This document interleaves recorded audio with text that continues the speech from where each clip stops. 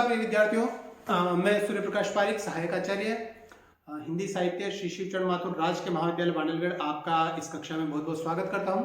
तो हम बिहारी सत्सई के चयनित अंश देख रहे थे और उसमें हमने 1 से 5 और 6 से 10 तक के दोहे देख लिए थे। अब उसके आगे हम बढ़ते हैं, तो आप अपने साथ में पुस्तक रखें और महत्वपूर्ण जो शब्दार्थ मैं आपको बताता हूँ, कहीं पर कोई कठिन शब्दार्थ हो उसको आप निशान लगाते चले। ये सभी हम दोहा छंद में देखेंगे, भाषा ब्रज भाषा है और विभिन्न प्रकार के अलंकारों का प्रयोग हम इस बिहारी सत्सई में देखते हैं। तो हम यहाँ से पढ़ेंगे, प्रकट भय द्विजराज कुल से हम आरंभ करेंगे, जहाँ से वो आरंभ करते हैं अपनी पिता के प्रति। पिता केशव जो उनके कहे जाते हैं, गुरु केशव कहे जाते हैं, और जो कृष्ण केशव कहे जाते हैं उनके बारे में पढ़ेंगे। तो पीडीएफ में हम पढ़ेंगे इसको और इसके साथ में हम आगे बढ़ते चलेंगे। चलिए, बहुत बहुत धन्यवाद। इसके साथ में आप पढ़िए आगे।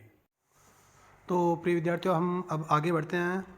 जैसे हमने अब तक 10 दोहे देख लिए हैं बिहारी जी के।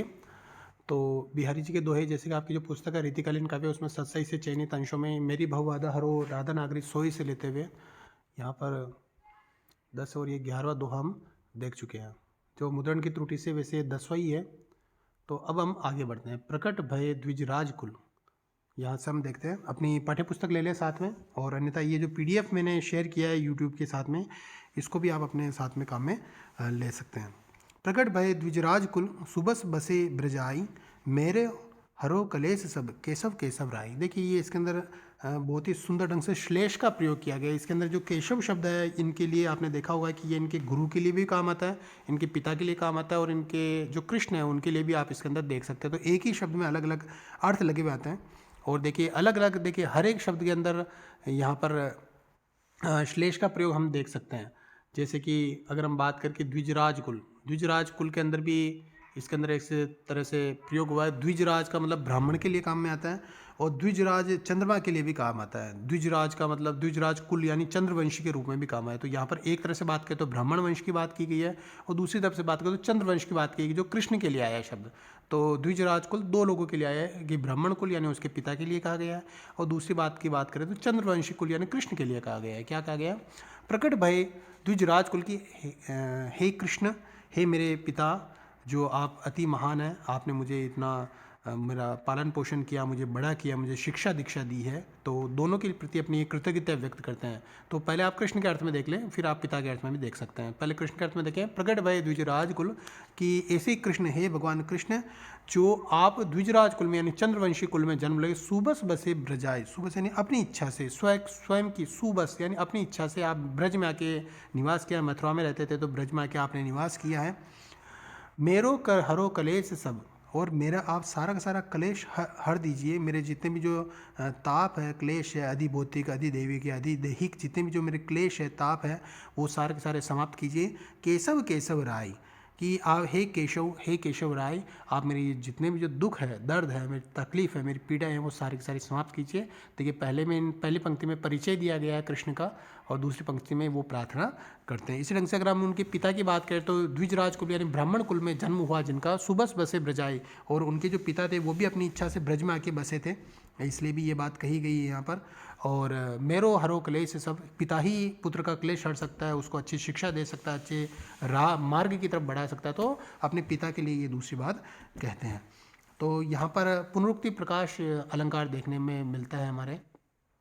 केशव केशव राय, ये जो शब्द यहाँ पर देखने को मिलता है। तो देखिए, पुनरुक्ति प्रकाश अलंकार क्या होता है उसको हम थोड़ा सा समझ लें। पुनरुक्ति प्रकाश अलंकार ऐसा अलंकार होता है जिसके अंदर एक शब्द 2 बार प्रयोग होता है, लेकिन दोनों बार शब्दों का अर्थ एक ही होता है।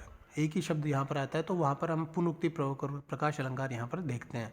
देखिए, यमक में तो क्या होता है कि भाई एक शब्द 2 बार काम आया, कनक कनकते 100 गुनी, है ना। तो कनक, पहले कनक का अर्थ सोना, दूसरे कनक का अर्थ धतूरा होता है। तो लेकिन यहाँ पर जो पुनरुक्ति प्रकाश में जो एक ही शब्द 2 बार आता है, तो दोनों शब्दों का अर्थ एक ही होता है, समान ही होता है, लेकिन केवल प्रभाव वृद्धि के लिए 2 बार प्रयोग किया जाता है। जैसे कि हम कहते हैं, रगड़ रगड़ कर अपनी एड़िया घिस के चल रहा था, या फिर रगड़ रगड़ के जूते चल रहा था वो, या फिर पानी छल छल करके बहने लगा, तो छल छल शब्द 2 बार आया है। तो इसके अंदर क्या पुनरुक्ति प्रकाश अलंकार हमें देखने को मिलता है। तो ये 3 अलंकार इसके अंदर आए हैं। यमक आया है, इसमें यमक भी देखने को मिला है, श्लेष देखने को मिला है। यहाँ पर श्लेष अलंकार दिलता है कि द्विजराज कुल में श्लेष अलंकार है, और केशव केशव राय में यहाँ पर श्लेष अलंकार हमें देखने को मिलता है। चलिए, अब हमने ये जो पढ़ लिया, अब हम अगले में बढ़ते हैं 13वें में। ये देखिए, ये भी एक तरह से उपालम भी है, जिसके अंदर एक भक्त अपने भगवान से बड़े मज़े के ढंग से चुहल करते हुए कहता है कि भाई मेरी और तुम में बहस छिड़ गई है, बहस लग गई है कि अभी देखो कौन जीतता है इसके अंदर। तो क्या कहा गया है कि इसमें अपनी भक्ति और हट को साथ में बताते हैं, क्योंकि भक्त बड़े हटीले होते हैं कि जब तक ईश्वर उनकी बात को मानते नहीं है भक्त को, तब तक वो अपनी बात से हटते नहीं है, रुकते नहीं है। तो क्या कहा गया इसके अंदर, कभी अपने आराध्य से निवेदन करता है, अपने कृष्ण से निवेदन करता है कि हे यदुराज, यदुराज शब्द का मतलब है यदुराज, हे यदुराज कृष्ण, आप में और मुझ में एक बहस बढ़ रही है, मोही तुम्हें बाड़ी बहस, कि मुझ में और तुम में बहस बढ़ गई है। को जीते द्विजरा, कि हम दोनों में से कौन जीतता है, कौन सामने आता है, कौन विजयी रहता है। हम दोनों अपने अपने विरुद्ध का निर्वाह कर रहे हैं, विरुद्ध का निर्वाह कर रहे हैं। तो अगर आप अपने विरुद्ध का निर्वाह करेंगे, आप मेरी सुन नहीं रहे हैं, तो भाई मैं भी अपना विरुद्ध का निर्वाह करूंगा, मैं भी भक्त हूँ, अपनी मार्ग से टलूंगा नहीं और मैं निरंतर आपसे प्रार्थना करता रहूँगा। मोही तुम्हें बाड़ी बहस, हम में और तुम में बहस बढ़ गई है। को जीते द्विजा, कि दोनों में से कौन जीतता है ये देखते हैं। अपने अपने विरुद्ध की, अपने अपने विरुद्ध की, अपने अपना जो यश हमारा है कि भाई भगवान का यश है कि भक्तों की सहायता करना, और मेरा जो तुम जो हटीले हो, तुम अपना यश का निर्वाह कर रहे हो, अपने हट का निर्वाह कर रहे हो, और मैं भी यहाँ पर अपने हट का निर्वाह कर रहा हूँ। अपने अपने विरुद्ध की दुहु निवाहत लाज, कि दोनों अपने सुयश का पालन करने में लगे हुए हैं। कि इसके अंदर एक और बात यहाँ पर आती है कि ये दास्य भाव की बात आती है यहाँ पर, कि किस प्रकार से भक्त जो है वो दास्य भाव में अपने आप को निपट कपटी आदि कहता है, और साथ में ये कहता है कि भाई भगवान आप तो कृपा करने वाला हो, आपका जो यश है वो तो कृपा करने वाला है, और मेरा जो यश है वो दुष्टता करने वाला है। तो मैं अपनी दुष्टता किए जा रहा हूँ, आप अपनी जो कृपा बनाए हुए रखे हो, तो इसके अंदर कब तक निर्वाह करते हो, कि आप कब तक मेरी बात मानते हो, कब तक आप मुझे दंड नहीं देते हो, और मैं भी अपनी दुष्टता कब तक नहीं छोड़ता हूँ।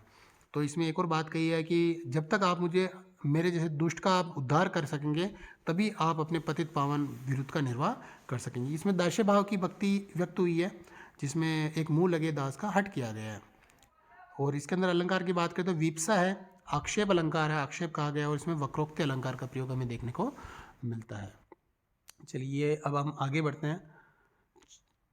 14वें नंबर पर जो अलंकार रखा गया है, वैसे 13वां क्रमांक है ये। चलिए इसे पढ़ते हैं हम। समय पलटे प्रकृति, इसमें भी एक भक्ति काल का ही उदाहरण है, भक्ति रस का ही उदाहरण दिया गया है इसमें। समय पलटे प्रकृति, को न तजे निज चाल। देखिए, इसमें कलयुग की बात की, कलयुग के अंदर या फिर जो समय बदलता है उसके अंदर हर चीज़ अपना अपना स्थान बदल जाती है, लेकिन ईश्वर तो कभी बदलता नहीं, लेकिन फिर भी ईश्वर पर ये बदलने का आरोप किया गया है, आक्षेप लगाया गया है। क्या कहते हैं, समय पलट, समय के साथ में समय के पलटने से, समय पलट यानी समय के पलटने से, पलटे प्रकृति, प्रकृति यानी सब कुछ बदल जाता है, व्यवहार वगैरह सब कुछ बदल जाता है। कौन तजे निज चाल, कौन अपनी खुद की चाल नहीं बदल देता। कहा गया कि हर कोई तो अपनी चाल बदल देता है, हर कोई अपना व्यवहार बदल देता है समय पलटने पर। भो अकरुण करुणा करो, यही कपूत कलिकाल।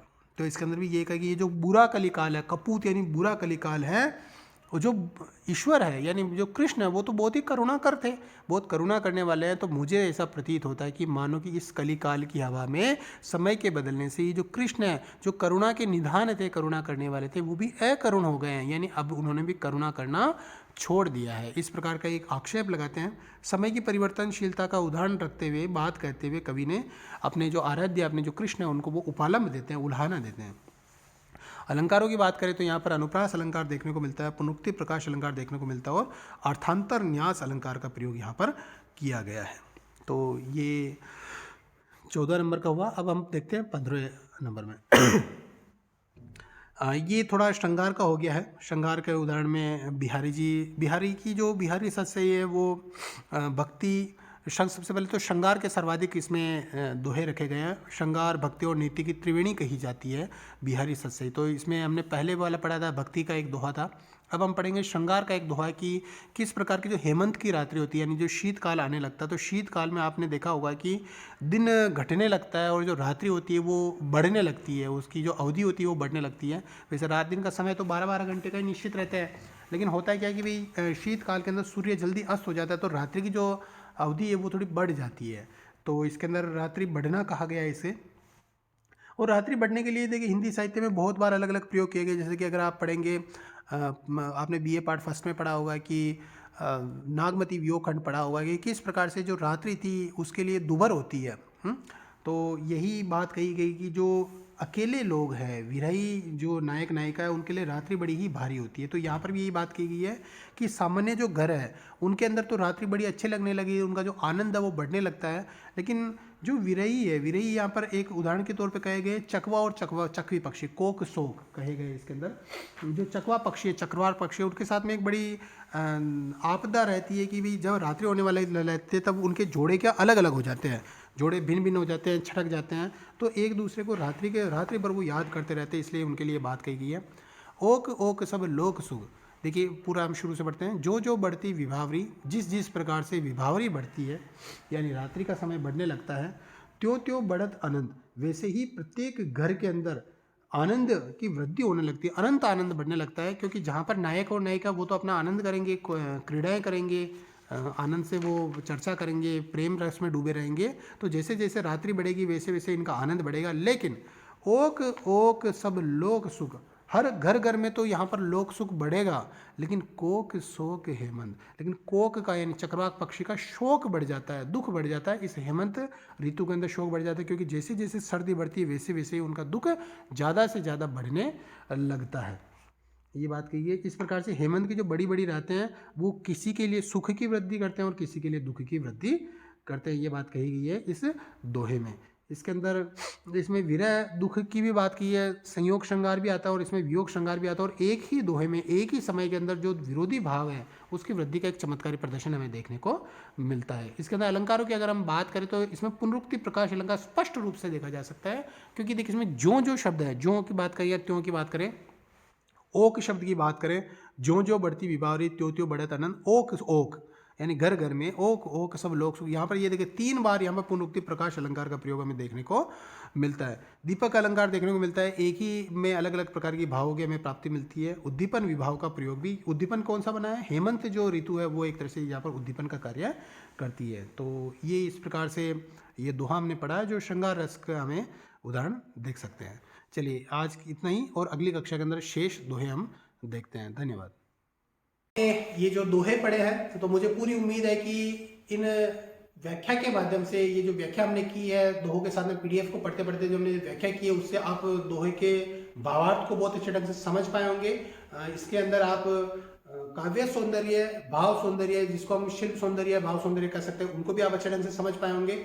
आपको मेरा यही निर्देश है कि आप ये पुस्तक खरीद ले आए, रीतिकालीन काव्य संग्रह, जिसमें न केवल बिहारी अपितु सभी जितने भी आपके रीतिकालीन कवि वो सारे आते हैं। और इनको पढ़ने के साथ में ही आप इनका अनुवाद करते चले तो आपके 2 रूप से महत्वपूर्ण होंगे। एक तो व्याख्या रूप में महत्वपूर्ण होगा कि आप अलग अलग व्याख्या करके परीक्षा में जो प्रश्न आता है सप्रश्न व्याख्या में, उसमें लाभकारी सिद्ध होगा। साथ में जो आलोचनात्मक प्रश्न आते हैं, जब आप इन दोहों को ढंग से पढ़ेंगे तो आलोचनात्मक प्रश्न में अगर आप इनका को उद्धृत करते हैं, इनका रेफरेंस देते हैं, तो आपको बहुत ज्यादा लाभकारी सिद्ध होगा। अगर वीडियो से संबंधित, वीडियो में जो भी पढ़ाया गया उससे संबंधित कोई भी महत्वपूर्ण प्रश्न हो, आपको लगता है कि कोई शंका रह गई, कोई ढंग से समझ में नहीं आया, तो कमेंट बॉक्स में आप अपना लिखकर भेज सकते हैं। मुझसे व्यक्तिगत रूप से संपर्क भी किया जा सकता है। आप व्हाट्सएप पर, जो व्हाट्सएप ग्रुप पे मैंने शेयर किया है, उसमें आप अपना प्रश्न लिखकर भेज दीजिएगा। इस वीडियो को अधिक से अधिक लाइक कीजिएगा और अपने मित्रों, अपने सहपाठियों, विद्यार्थियों के बीच में शेयर कीजिएगा। बहुत बहुत धन्यवाद।